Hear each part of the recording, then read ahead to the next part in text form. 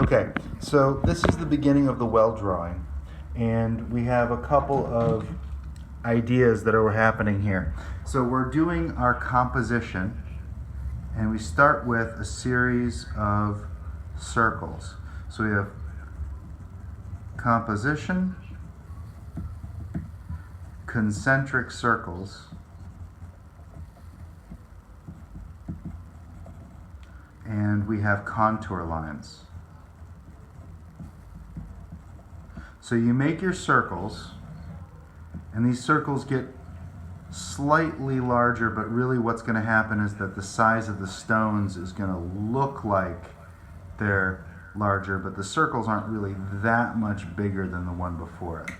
All right, and these are going to be erased, so it doesn't matter how well you do them or whatever. Then these are called contour lines. This gives us the shape of how these circles become three-dimensional. And you notice that as they get farther away, they get farther apart. They become more spread out, right? Exactly what I was saying. Yes, they get more spread out. And because I have yeah? So you start out with a circle. Yep. And then you just draw bigger circles. And then the stones fit inside of these. Of the lines. Yep. Now the trick is, and this is the one piece you're going to have to remember, do you see how these stones are, that they don't, see how they like overlap each other? If you just have them overlap in the same direction, it's going to look like it's a ball of yarn. But if you skip every other one, like so, and then draw the one in the center, then it will start to look more organic. So you want to kind of skip stone to stone. Why are they not here yet? I don't know, and I will check on it in a minute. This is a really good opportunity, though, for you and I to get caught up on this assignment. So let's use the time and get set up. And the only trick you want to pay attention to is try to make sure that your stones get smaller gradually so that the stones above aren't smaller than the stones below.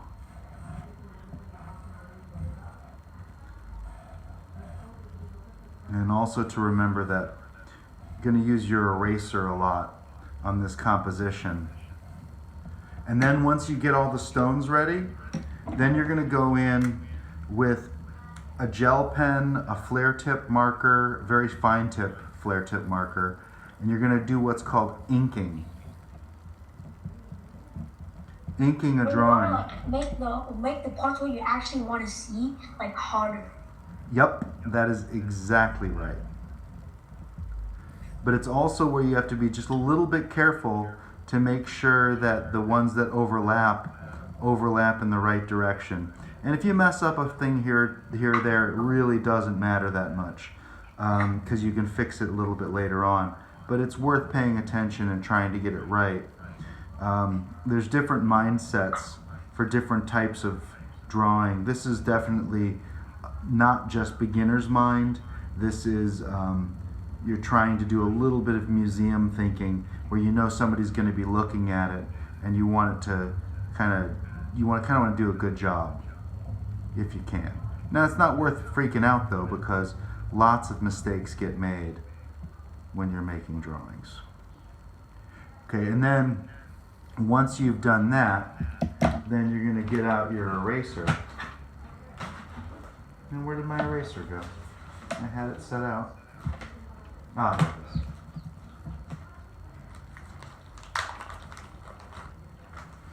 And then you go and erase all of the lines under the ink in a nice circular motion with your eraser. Is this ink pen okay? Look, it's a bit thick. Those are a bit thick. I love those, but maybe not for this purpose. Even a ballpoint pen with black ink is better for this situation than that. So, but it doesn't matter that much as long as you can make a thin line that doesn't erase. Okay, so that's basically the process. And then once you've got your full drawing, you want it to go all the way to the edges of your paper. So I want the whole square of your page to have circles all the way to the edge. And the stage we're at here is this. So if you can take a look really quick, what I'm doing now, just to summarize, can I have your eyes for a second? If you can look up, Marcus. So I put in the blue, and then I added in the orange. No, keep your eyes up here. Keep your eyes on it. Okay, I put in the blue, then I put it in lightly, and then I put in the orange in the spot where the highlights are, where the white shininess would be. And then now, after putting in the black in the shadow side, because the light source is coming from here, I put in the black shadows to make it darker, but now I'm blending, and watch this as it happens, because it changes the way this stone will look.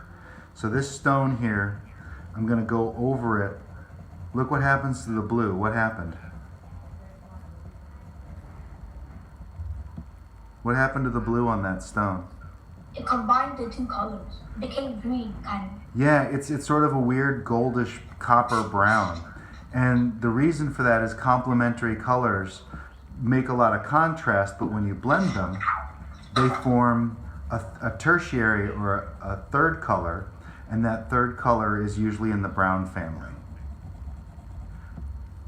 So I'm going to continue doing this after I figure out where everybody went. Well, I'm right here. Oh, wonderful. There's Alexis. And I'm going to check. Oh, yeah, it's here now. I was here for like 5 minutes. Oh, well, good. Then you've been watching.